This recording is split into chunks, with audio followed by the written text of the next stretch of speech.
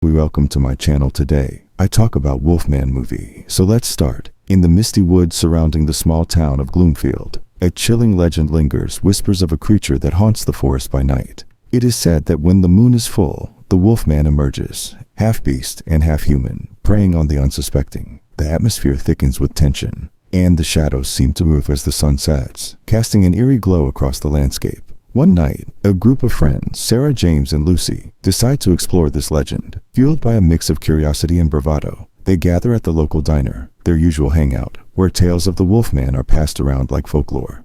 "Did you hear about the strange disappearances in the woods?" Sarah asks, her voice barely above a whisper. James rolls his eyes, dismissing her concerns. "It's just stories to scare kids. There's no such thing as a Wolfman."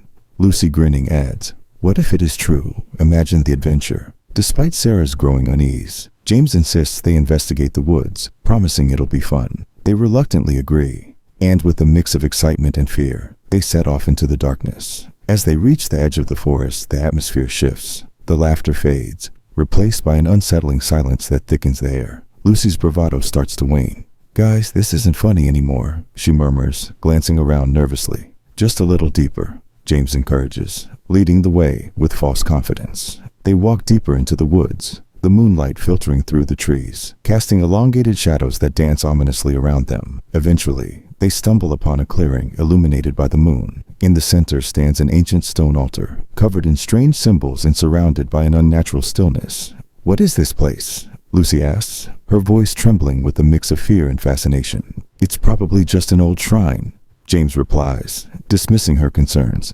"Let's take a selfie." As they gather around the altar, the playful mood shifts abruptly. A chilling low growl reverberates through the trees, freezing them in place. "Did you hear that?" Sarah whispers, her heart racing. Before anyone can respond, the Wolfman bursts from the shadows, towering over them. His eyes glow with feral intensity, and his presence is overwhelming.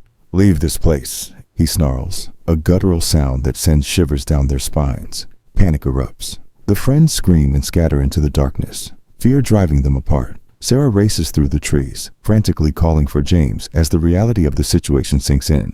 "James!" she cries, her voice echoing through the forest.